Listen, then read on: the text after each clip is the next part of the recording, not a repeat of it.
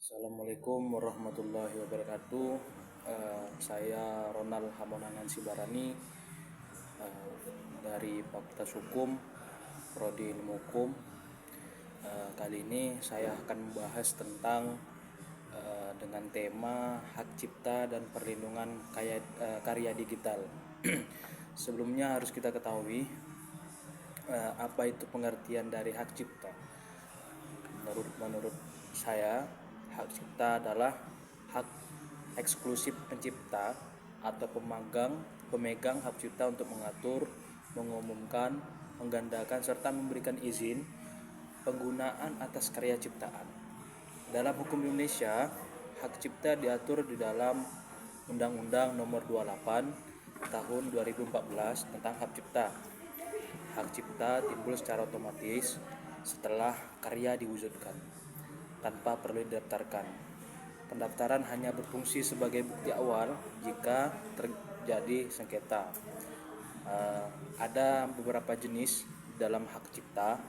Yang pertama itu hak moral.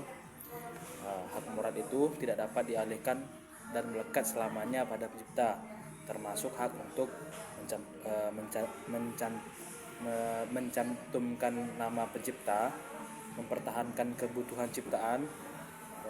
Yang ketiga yaitu menolak distorsi atau mutilasi karya. Yang kedua, dalam hak cipta itu terdapat hak ekonomi, yang mana hak ekonomi itu dapat dialihkan atau dijual, mencakup hak untuk menggandakan, mendistribusikan, menyewakan, menampilkan, mengumumkan, dan mengadaptasi. Karya digital dan tantangan perlindungannya. Perlu kita ketahui terlebih dahulu apa itu karya digital. Karya digital adalah karya yang dibuat, disimpan, atau ditampilkan dalam format digital. Contohnya musik digital, film dan video, desain grafis, animasi, software, game, atau foto digital. Ada tantangan di dalam perlindungan karya digital. Pertama, kemudahan penggandaan. File digital itu dapat disalin dalam hitungan detik tanpa degradasi kualitas. Yang kedua, yaitu kecepatan distribusi internet. Penyebaran ilegal bisa terjadi secara masif dalam waktu yang singkat. Yang ketiga, anonimitas pengguna. Identitas pelaku pelanggaran cipta sering sulit dilacak. Platform global, karya dapat diunggah ke platform luar negeri sehingga yuris hukum menjadi rumit. Lalu, mekanisme daripada perlindungan hak cipta karya digital.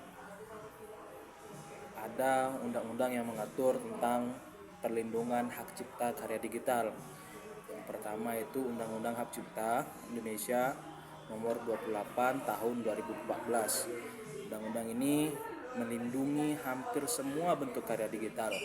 Penegakan dilakukan melalui gugatan perdata, sanksi pidana, dan juga pemutusan akses digital atau takedown.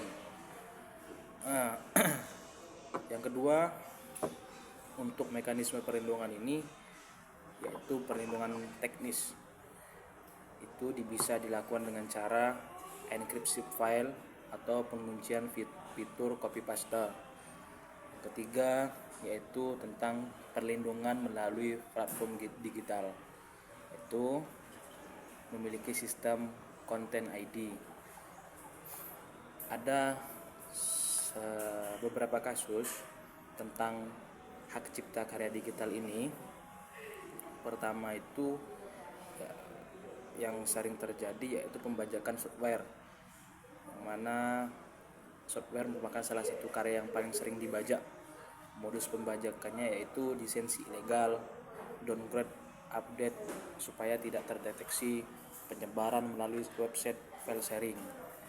Dampak dari pembajakan software itu bisa menyebabkan kerugian ekonomi perusahaan, resiko malware bagi pengguna, dan juga pastinya melanggar hukum. Juga ada kasus Studi kasusnya yaitu tentang sengketa hak cipta foto digital. Fotografer profesional mengunggah foto ke website portofolio. Sebuah perusahaan mengambil foto tersebut tanpa izin dan menggunakan dalam iklan komersial. Dan juga perusahaan tersebut dapat digugat dengan cara mengganti rugi finansial atau pencabutan konten ataupun permintaan maaf ke publik. Di hemat saya, di dalam upaya meningkatkan perlindungan karya digital di masa depan, pertama bisa dilakukan dengan edukasi publik, penguatan sistem digital, regulasi baru tentang AI dan data training. Juga bisa untuk meningkatkan kerjasama lintas negara. Sistem penyelesaiannya juga harus lebih cepat.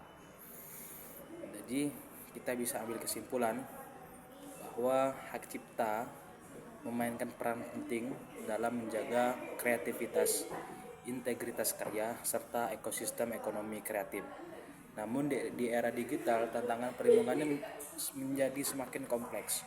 Kasus-kasus pelanggaran hak cipta pada karya digital mulai dari pencurian ilustrasi, pembajakan software, penyalahgunaan foto, hingga isu karya AI. Menunjukkan urgensi kasus ini menunjukkan dampak urgensi penguatan mekanisme hukum dan teknologi, peningkatan kesadaran publik terhadap regulasi yang adaptif, dan penggunaan teknologi seperti DRM dan blockchain dapat memperkuat perlindungan hak cipta di masa depan melalui upaya bersama ekosistem digital yang adil dan menghargai karya dapat tercipta. Mungkin hanya itu penjelasan dari saya. Saya akhiri, sekian, terima kasih.